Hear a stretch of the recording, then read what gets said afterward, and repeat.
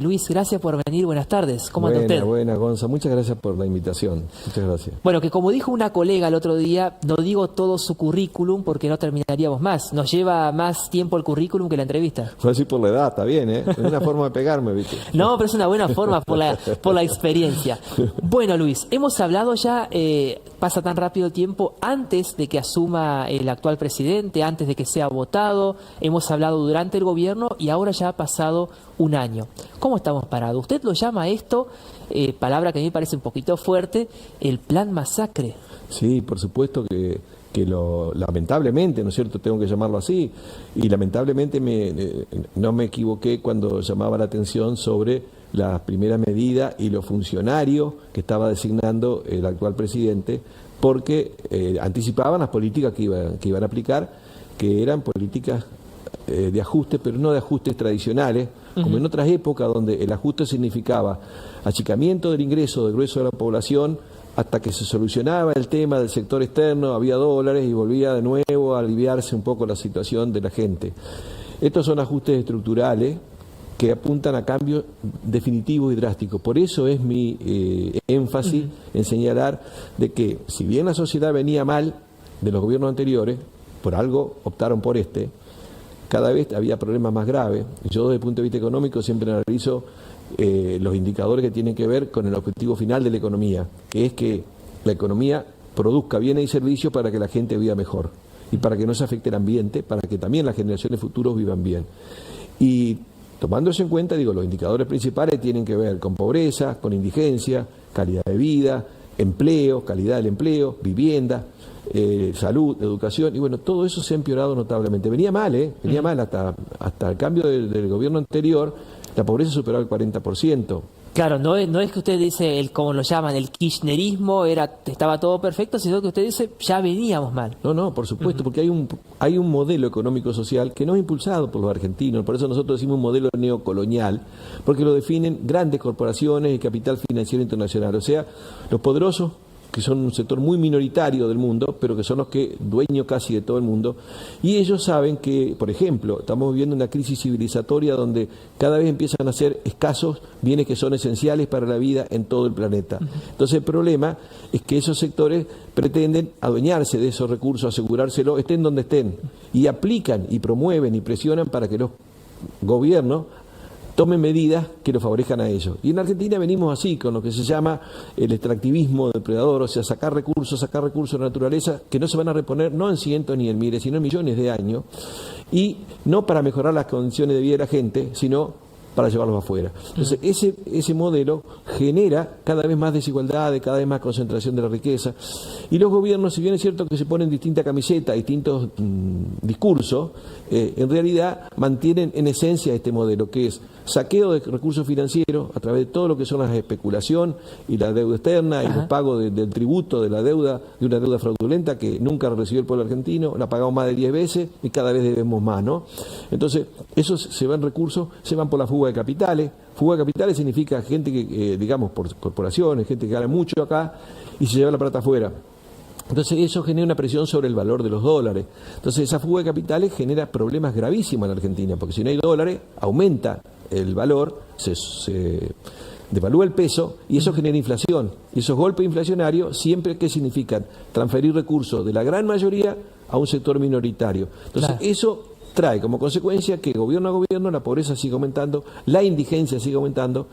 Eso fue grave en este último año porque lo que yo llamo plan masacre es que anticipó medidas que iban a ser en cierta manera una masacre de la población, de los gruesos de la población, porque una cosa es aplicar políticas de ajuste con un 3 o 4% de población viviendo en la pobreza, que ya es malo, ¿no es cierto?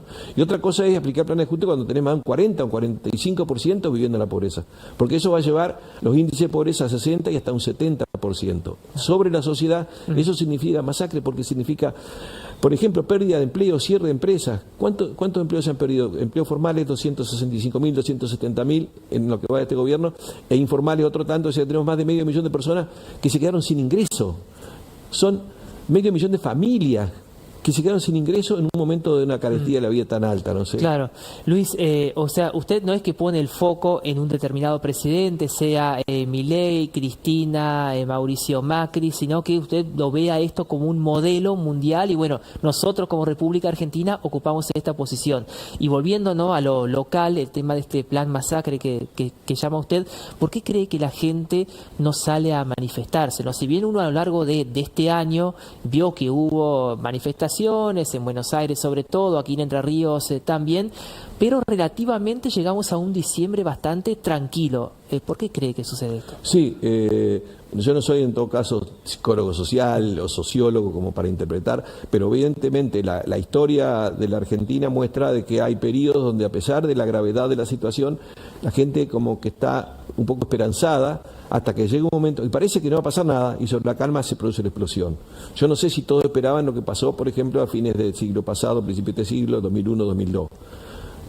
Empezó a haber conflictos ya lo último de la década del 90 y después fue una explosión imparable, ¿no? Entonces, yo digo esperanzado, que espero que la gente reaccione. ¿Por qué?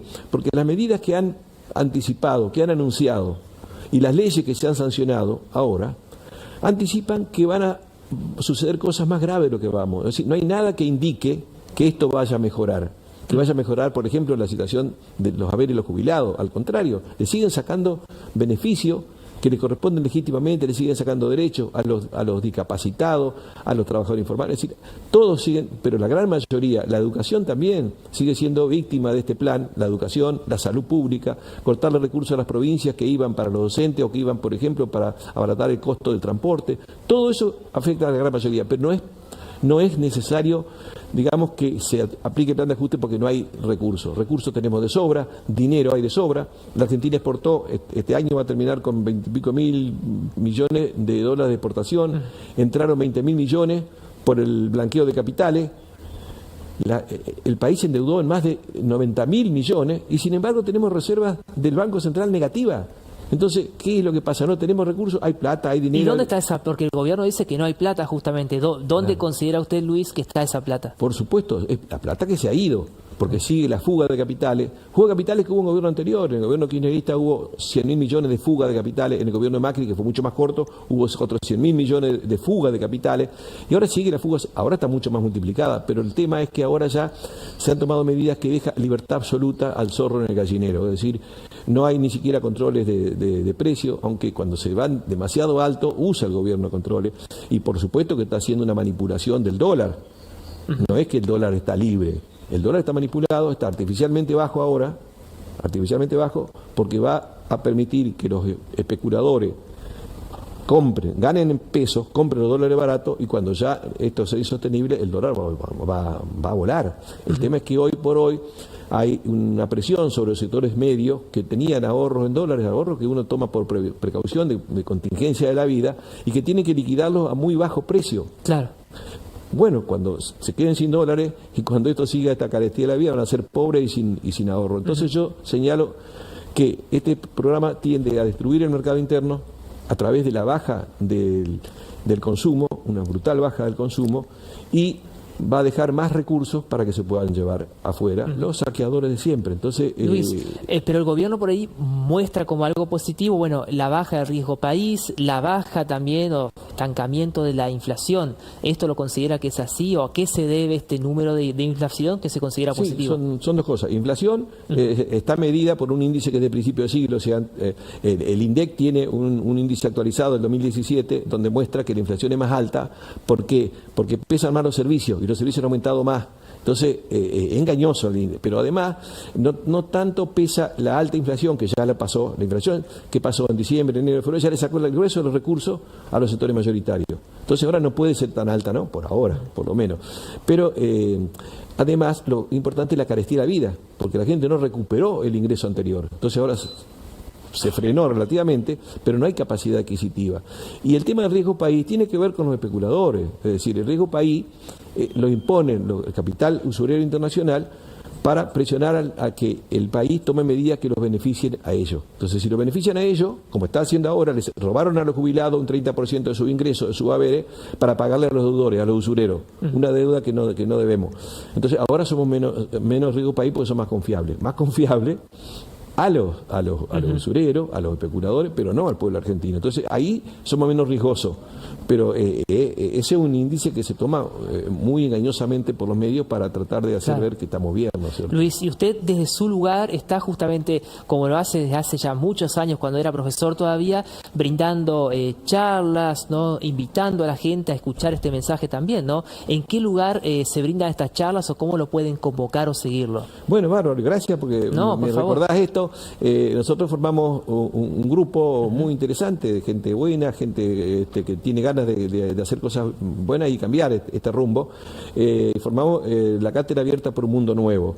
Tenemos un canal de YouTube, Cátedra Abierta por un Mundo Nuevo, tenemos el Facebook y estamos haciendo un montón de actividades y queremos que tenemos que construir un mundo nuevo para todos. Para eso nosotros nos oponemos al plan masacre. Nosotros creemos que la gente no puede quedar confiada de brazos cruzados que le van a solucionar los problemas si la gente no se involucra, no participa, no actúa, pero de manera realmente participativa para que logremos cambiar el rumbo antes de que sea demasiado tarde. Y lo que yo siempre digo, si queremos cambiar, tenemos todas las posibilidades para tener una buena... Esta es la noticia buena, ¿no es cierto? Que tenemos todas las posibilidades y los recursos en el país para construir otra cosa. Tenemos recursos materiales, tenemos gente laburante, tenemos capacidad, que no tienen muchos otros países. Tenemos todo eso, pero tenemos que tomar la decisión de ser partícipe de ese futuro porque no nos van a regalar nada. Esto es importante. Entonces sí, invitamos, por supuesto, a quienes puedan tomar contacto con nosotros en la Cátedra Abierta por un Mundo Nuevo, porque tenemos que hacerlo entre todos, ese mundo nuevo. Entre todos, inclusive, por supuesto, te contamos a vos, ¿no? Por supuesto.